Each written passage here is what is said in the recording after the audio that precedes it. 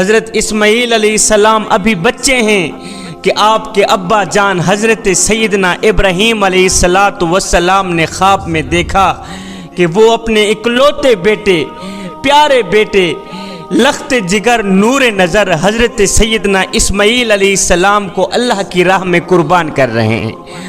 آپ نے مسلسل 3 راتیں ایک ہی طرح کا خواب دیکھا۔ جب تیسری رات بھی یہی خواب دیکھا تو آپ کو یقین ہو گیا کہ یہ خواب واقعی میرے اللہ کی طرف سے ہی ہے۔ تیسری رات خواب دیکھتے ہی حضرت ابراہیم علیہ السلام نے اللہ کے حکم کی تعمیل کا ارادہ فرمایا، لہٰذا اپنا تمام خواب اپنے لخت جگر بیٹے حضرت سیدنا اسماعیل علیہ السلام کو بیان کیا۔ اپنا سارا خواب سنا کر پوچھا، بیٹے میں تجھے اپنے خواب کی نظر اللہ کی راہ میں قربان کرنا چاہتا ہوں، اور میرے لخت جگر نور نظر اور میرے پیارے بیٹے میں تجھے اللہ کی راہ میں قربان کرنا چاہتا ہوں، بتا تو صحیح تیرا ارادہ کیا ہے؟ یہ سن کر بیٹا تحمل کے ساتھ بولا، صبر کے ساتھ بولا کہ ابا جان آپ اللہ کے نبی ہیں، آپ میری پرواہ کیے بغیر بے فکر ہو کر اللہ کے حکم کی تعمیل کریں۔ ابا جان انشاءاللہ آپ مجھے صبر کرنے والا پائیں گے۔ قصہ مختصر، یہ دونوں باپ بیٹے حکم خداوندی کے لیے گھر سے باہر نکلے۔ کہاں جا رہے ہیں؟ باپ بیٹے کو اللہ کی راہ میں قربان کرنے جا رہا ہے۔ روایات میں آتا ہے کہ ابلیس لعین نے انہیں ناکام بنانے کے لیے کئی طریقے اپنائے۔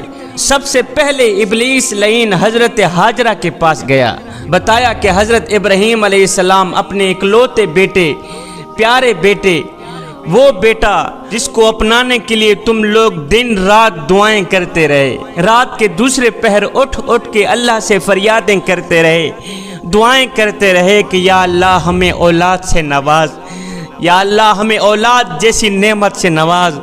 اب اگر اللہ نے اولاد دے بھی دی ہے تو اپنے ابراہیم کے کام دیکھو، وہ اپنے اکلوتے بیٹے کو لے کر اللہ کی راہ میں قربان کرنے جا رہا ہے۔ آج سے تمہارا بیٹا اسماعیل ختم، آج سے تم اپنے پیارے بیٹے اسماعیل کا چہرہ ہرگز نہیں دیکھ سکو گی۔ اس پر حضرت ہاجرہ کہنے لگی کہ اسماعیل ہماری اکلوتی اولاد ہے، ہمارا ایک ہی بیٹا ہے، بڑھاپے میں جا کر اللہ نے ہمیں اس نعمت سے نوازا ہے، لہٰذا ابراہیم ایسا ہرگز نہیں کر سکتے۔ اور ہاں اگر اللہ کے حکم سے، اگر مالک کے حکم پر ایسا کر بھی رہے ہیں تو اسی میں ہی ہماری بھلائی ہے، اس لیے کہ جو ہمارے خالق کی رضا ہے، جو ہمارے مالک کی رضا ہے، بس وہی ہماری رضا ہے۔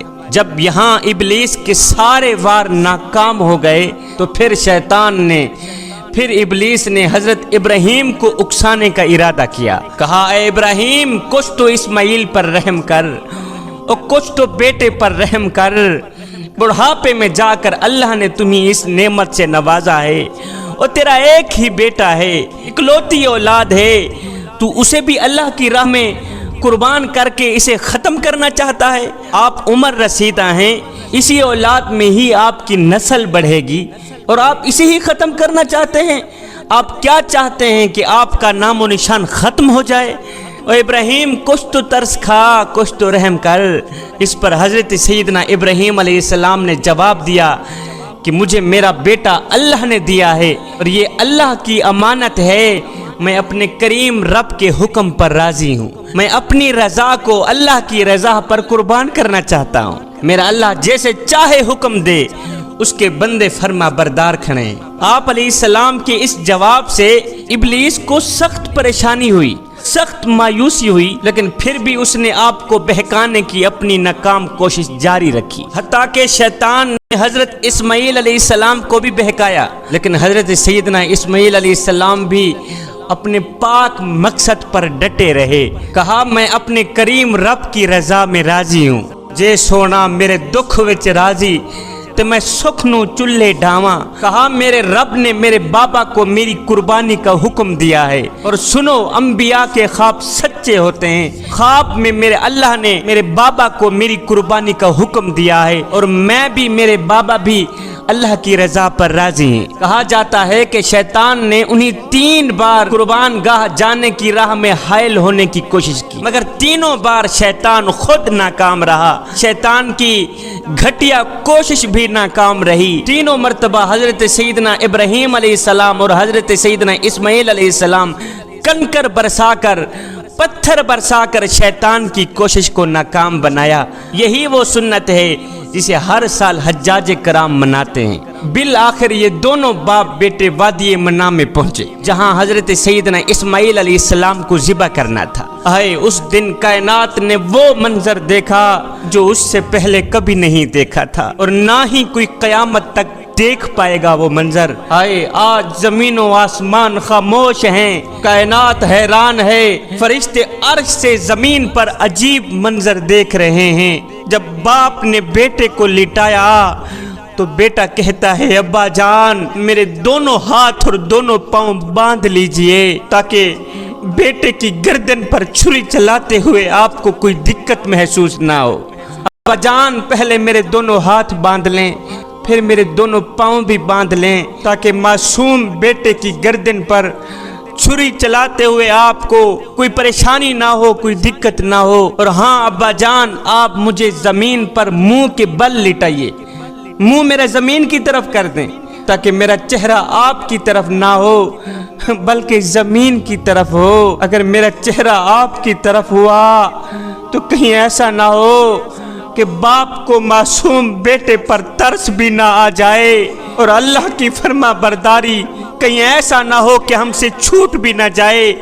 اس لیے ابا جان آپ میرا چہرہ زمین کی طرف کر لیجئے، اور ہاں ابا جان آپ اپنی آنکھوں پر پٹی باندھ لیجئے، اور مجھے ذبح کرنے کے بعد، اپنے معصوم بیٹے کو ذبح کرنے کے بعد میرا یہ جو کرتا ہے یہ میری پیاری ماں کو دے دینا تاکہ انہیں صبر آ جائے، اور انہیں یہ بھی کہہ دینا کہ ان اللہ مع الصابرین، پیاری ماں اللہ صبر کرنے والوں کے ساتھ ہوتا ہے۔ حضرت سیدنا ابراہیم علیہ السلام نے اپنے پیارے بیٹے لخت جگر نور نظر اکلوتے بیٹے سیدنا اسماعیل علیہ السلام کی پیشانی چومی، دل میں کہنے لگے آج بیٹے کا آخری دن ہے، باقی نہیں اپنے بیٹے کو رچ رچ کے دیکھ تو لوں۔ کبھی پیشانی چومتے ہیں، کبھی ماتھا چومتے ہیں، کبھی گال چومتے ہیں، کبھی چہرہ چومتے ہیں۔ نیچے بیٹا، معصوم بیٹا کہتا ہے ابو جی جلدی کرو، اللہ کے حکم کی تعمیل کرو،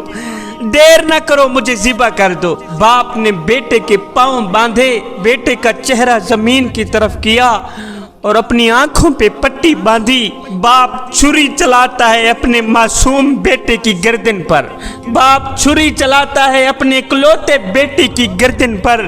آج باپ چھری چلا رہا ہے اپنے لخت جگر نور نظر کی گردن پر، مگر افسوس کہ چھری نہیں چلتی، چھری نہیں چلتی۔ آپ کہتے ہیں چھری تو کیوں نہیں چلتی، مجھے میرے رب کے حکم کو پورا کیوں نہیں کرنے دیتی؟ آپ زور سے چھری چلاتے ہیں مگر معصوم بیٹی کی گردن کو چھری نہیں کاٹتی۔ آپ رو کر فرمانے لگے چھری تو کیوں نہیں چلتی؟ میرے ننھے اسماعیل کا گلا تو بہت ہی نازک ہے، میرے ننھے اسماعیل علیہ السلام کا گلا تو بہت ہی نرم ہے، تو کیوں نہیں چلتی؟ ہائے آج عرش پر فرشتے خاموش ہیں، فرشتوں کی باپ بیٹے کی طرف نظریں ٹکی ہوئی ہیں، اور چھری تو کیوں نہیں چلتی؟